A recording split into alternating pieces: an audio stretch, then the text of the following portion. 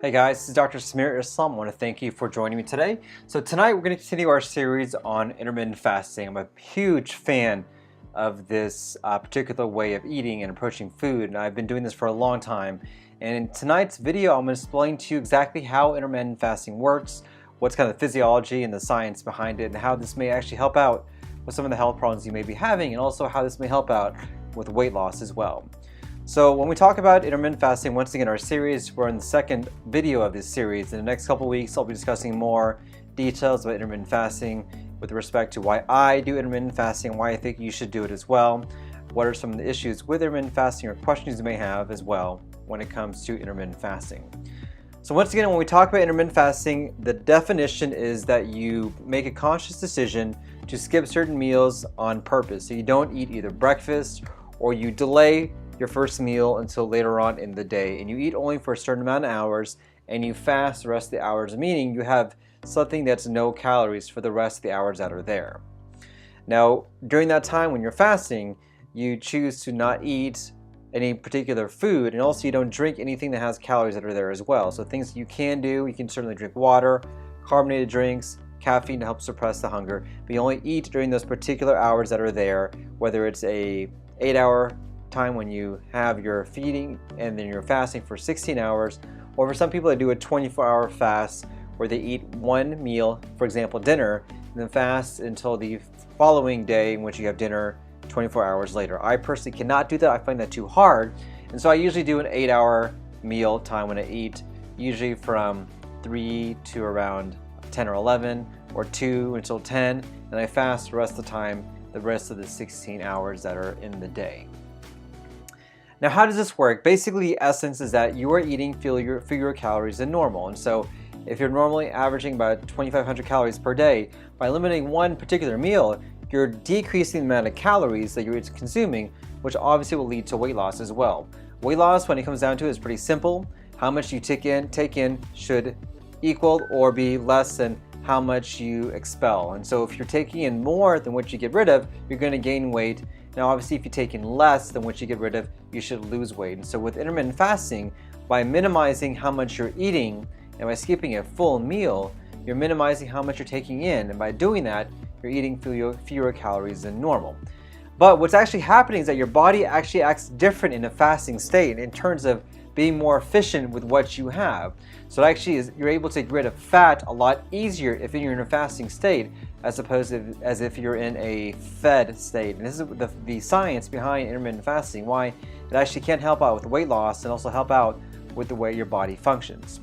So if we think of your body in two different ways, you have the feasting state where you normally are eating, let's say 3 meals per day, not skipping meals and doing what you normally will do.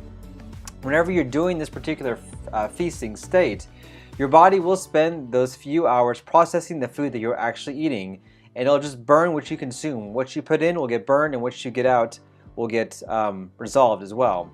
And so you're not actually getting rid of a fat that's actually within your body. You're getting rid of the calories that you're intaking, but not getting rid of anything else beyond that. And this is because you have the food that's readily available. Your body is not starving. It's not trying to find other ways to be more efficient with what it has. It's getting rid of whatever comes in and not making use of whatever else you have within your body. This is especially true if you ingest carbohydrates and sugars, as your body prefers to burn these sugars and carbohydrates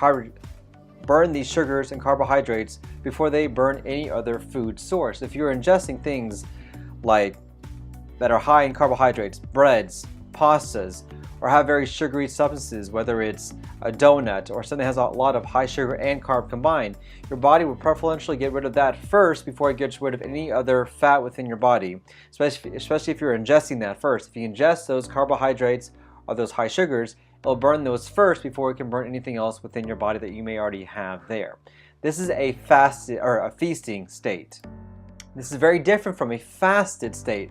So during the fasted state, the hours when your body is not consuming any particular meals or digesting foods, your body doesn't have a readily consumed meal to use it as an energy source. So what your body will do instead, it'll most likely pull fat that's already stored, use that as energy, and get rid of the fat on your body to help you use that fat as an energy source, thereby making you lose more weight. And so by burning fat, you're able to win the the battle between fat and non-fat. You're able to win that battle to allow you to lose weight more. And so what happens is that your body uses food when it consumes more efficiently. So when you're in a fasted state, that food that comes in when you're actually eating will be consumed a lot more effectively and more efficiently than if you are in a feasting state or an eating state.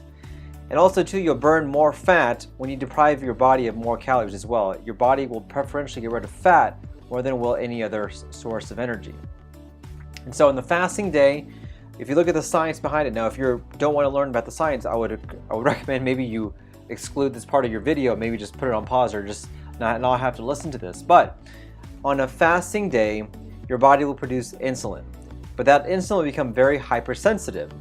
In addition to that, your glycogen will be depleted, which is a storage form of energy. And so whenever you're eating during a time when you're fasting, your body will convert that glycogen make it into muscles, and you will burn that immediately, and it will not be stored as fat. This is very different from and this leads to both weight loss and to fat burning as well.